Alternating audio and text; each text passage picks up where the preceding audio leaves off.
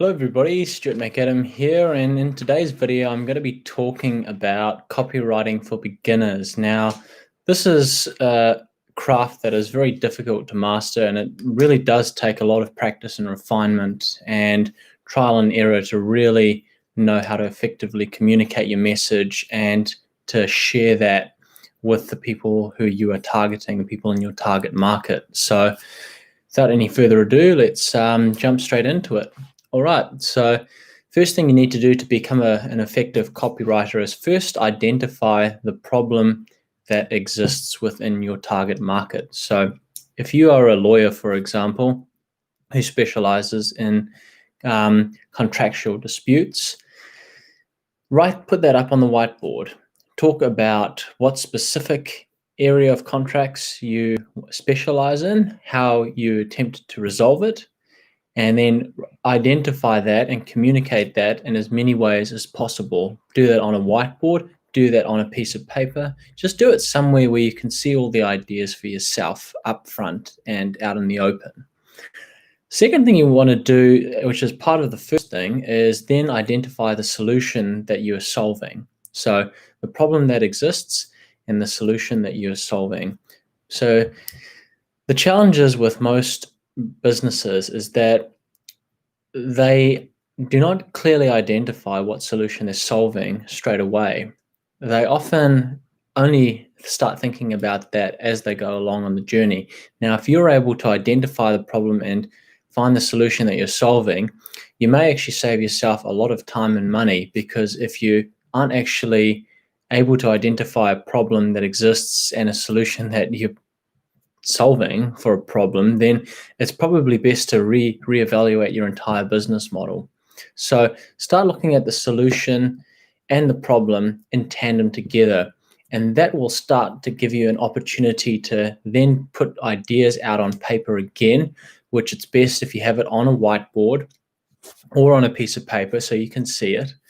And then only after you've identified it and written it down in every possible way, the solution that you solve and how you're doing that, can you start to begin the next step, which is looking at the hook you can use to attract people to read your ad further. Now, one of the big things that seemed to work back in the day is, and I saw this all the time on newspapers, it was shocking secrets a grandma discovered to having better skin.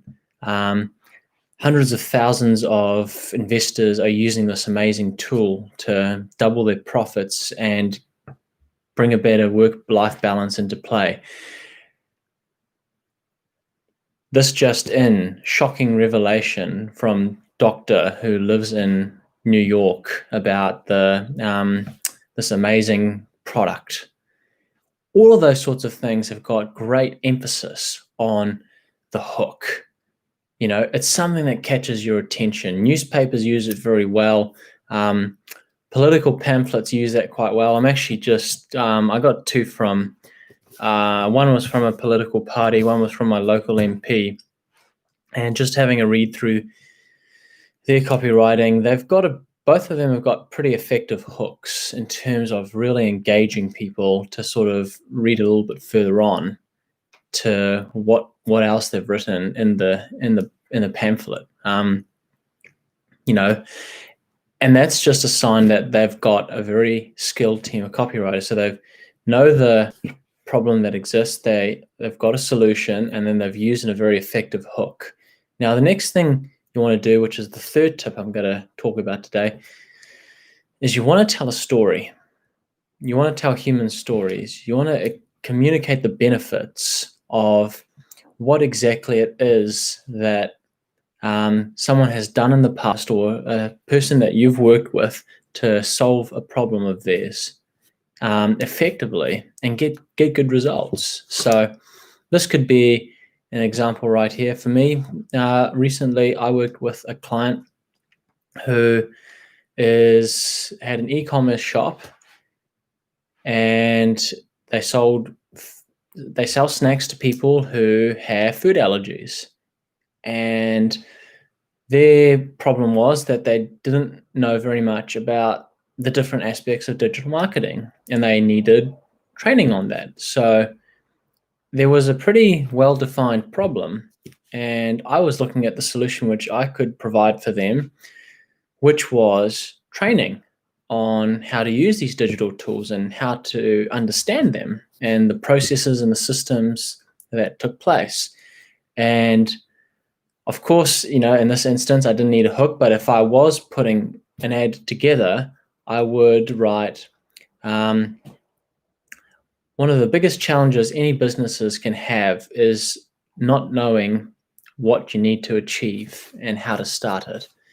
And then have a couple of emojis, maybe a couple of party poppers and smiley faces and shocked faces or whatever it is. And then from that stage, you can go to the next one where you can start to talk about the big pain point, which comes up with so many people that are starting their own businesses lack the understanding that they need to get going. And this was seen in, the client who was selling snacks to people with food allergies. They didn't know where to start. And this is a common problem. And then you talk about the solution that, you're providing for them, and have a look in a bit of detail as to what exactly they stand to gain. So it could be a free training. It could be, you can solve that problem. You, the digital marketing expert, you, the lawyer, you, the sales specialist, you, the teacher that wants to help someone improve their English skills. There's always those different things. And if you can integrate those three things together, you find you'll have a very effective ad. And one of the successful ads that I put together was actually when the lockdown here in New Zealand took place, which was started at the end of March and sort of was lifted around the beginning of May. And the ad that I put together was just talking about how COVID-19 is going to change the business landscape and what businesses need to be aware of when coming out of lockdown, and the different things that can be done in order to improve their chances of rebuilding their client base and making sure that they've got the effective tools and systems and processes to be successful. Because if you're just going to lag around on one, sort of particular type of marketing, and sort of just lag around on one particular type of sort of ad copy, then your chances of learning and discovering what works well and how effective your ability to communicate with your customers actually is very limited, and you may see it as a failure on your side if you have one piece of copy that's written with that structure, but people aren't responding to it. So the fourth thing you want to do is you want to have a couple of different types of ad copy. In each of them, you want to hit home the problem that exists, the solution that you offer, use an effective hook to get their attention, tell a story, but also as well, have a couple of variations of it. Have a long copy, have short copy, have copy that tells more than one story as you go along. Have a set of ad copy that talks more about the problems or one that talks more about the solutions, and start to discover what exactly people are going to respond to best, because sometimes the answer is not as you expect it to be. I mean, I've worked with one client who is in fire recruitment, and we discovered that the most effective ad copy for him was the longer ad copy, because it was identifying what exactly it is that people are trying to achieve, that is target customers. They're people that have this grand dream of being firefighters. So you've really got to strike a nerve and really try and build and encourage them to come and join the program and join the platform. And doing that with stories and identifying and spending more time talking about the solution. This website via Recruitment Australia is the name, if you're interested in finding out more about it.